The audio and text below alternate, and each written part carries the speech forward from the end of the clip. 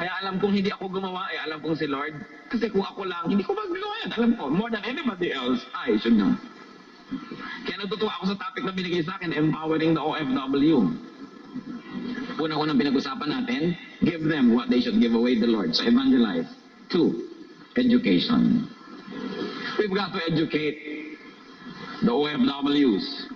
2 Timothy 2:15, do your best to present yourself to God as one approved, a workman who doesn't need to be ashamed and who correctly handles the word of truth. So there has got to be biblical education, solid biblical education on biblical teachings and doctrines so that they will know the scriptures. Matthew 22:29, Jesus replied, you are in error because you do not know the scriptures or the power of God. Even now, when we see even petty squabbles among very well-meaning Christian workers, it really emanates from ignorance of the scriptures and the power of God. And one word of caution, the statement of faith is not always the scripture. More often, it is the interpretation of scripture. Kaya marami nagigera-gera, pumupunta sa World War III for the statement of faith. Mag-assemble sila ng few verses. But you know, its totality is not what it is. It is usually an interpretation. So mahalaga, nire-review natin. Nire-review natin ang lahat ng bagay because the truth sets us free. It's important to have a statement of faith, of course. But it is not the scripture as it is. These are assembled ideas within the framework of those who interpreted it some time ago. Kaya kailangan nire-review natin. Hosea 4:6, my people are destroyed from lack of knowledge. So we've got to give education to the OFWs, biblical and also technical education. Techniques. They've got to know basic, decent hermeneutics. It must be taught.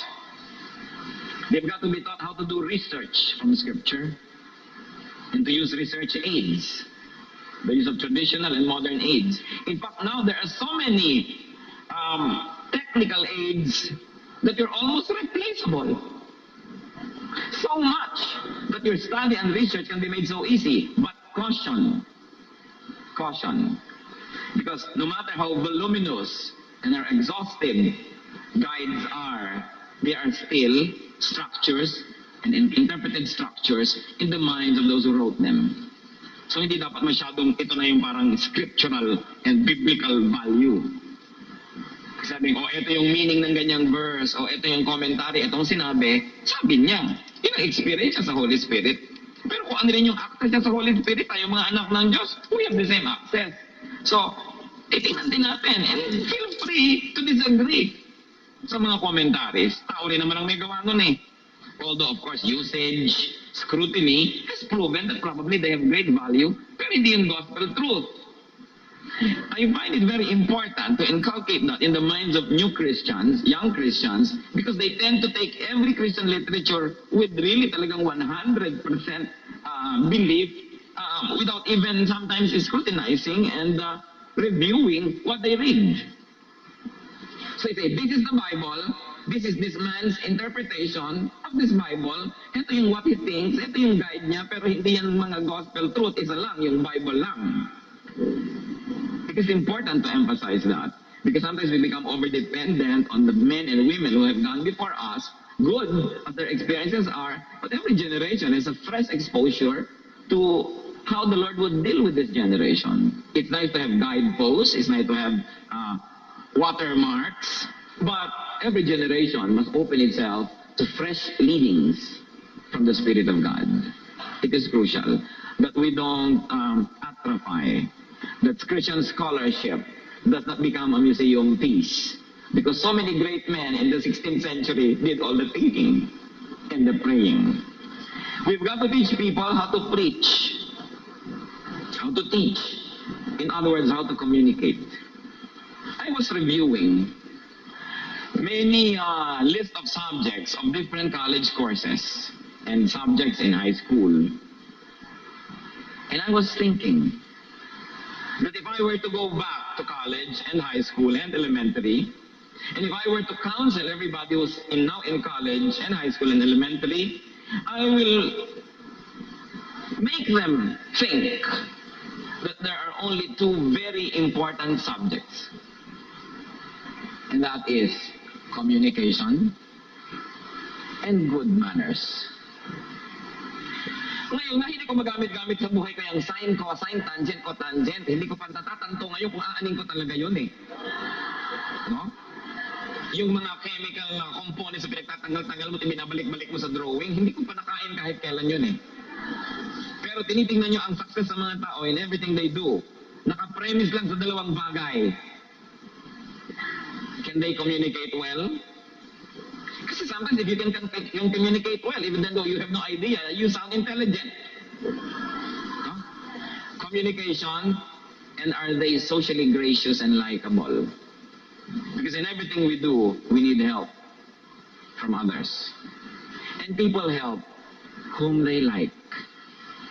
People help the likable.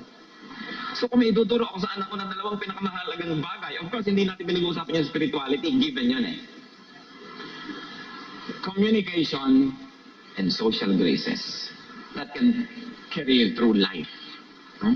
Kahit hindi mo pa alam i-connect yung tangent at cotangent.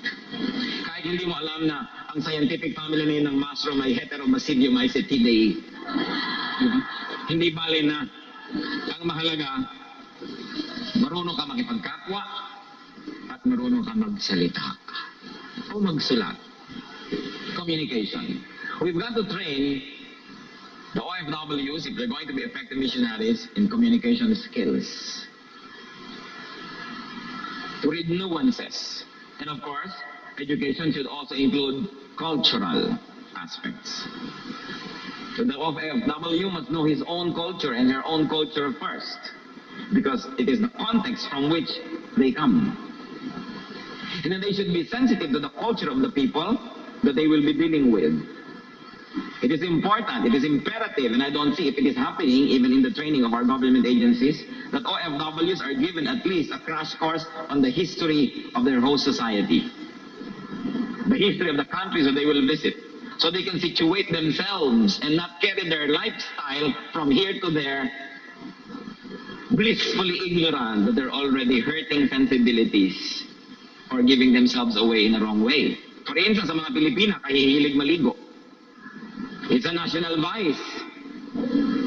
Minsan nga may beauty contest ako nakita eh. Tinanong yung contestant, kung may isang galong tubig na lang na natira sa planeta, aanin mo, sabi niya, ipaliligo ko. Pilipina nga. Di bali nang mamatay sa uhaw, mabango lang. Kaya sa mga Arabian societies, yung babaeng bagong paligo, lalo't iniwawag-wag-wag yung buhok niya, eh pang-aakit yan. Kaya maraming Pilipinang napapahamak, ligo ng ligo. Among Arabo, nagpapahiwatig.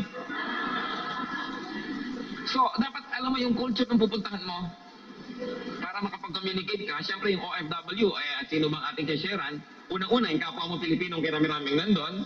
And second, yung whole society. Yung mga taong naroon. So, napakahalaga na matutunan yung mga basic manners and etiquette and social graces. One of the weaknesses of Christian evangelism and Christian witness in this country, as I have noticed, is that many of our workers, many of our missionaries, local missionaries, many of our brothers and sisters who teach scripture come from the lower income groups, and as such are not trained on the higher and finer points of, for instance, dining. So that they're not comfortable in settings where it is required of them to be socially gracious and socially correct.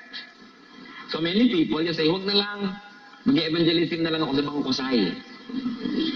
So there is a segment of our society that is gravely underserved, and that is the economic and educational elite. Hindi pa ako nakakita halimbawa ng door-to-door evangelism sa Forbes Park. Bakit laging sa Blooming Treat? Because most of our workers are comfortable in that milieu, in that setting.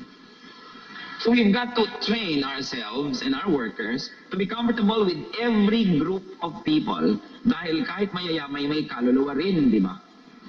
So dapat ding mahalin at dapat ding turuan. So we should be able to send people to all levels and walks of life. And it is important to teach that. To the point that I was doing seminars for pastors on table manners. When you are confronted with 2 knives, which one do you pick up? When you are confronted with 3 silverware, 3 baso, alin ba dito ang gagawin ko? Anong gagawin ko dito? Kakainin ko ba o i-ignorin ko itong umuusok na to? Kasi kung hindi tayo at ease, hindi tayo relax, how can we be effective? Kaya tuloy, nanineglect natin yung ibang sector natin ng society na gano'n.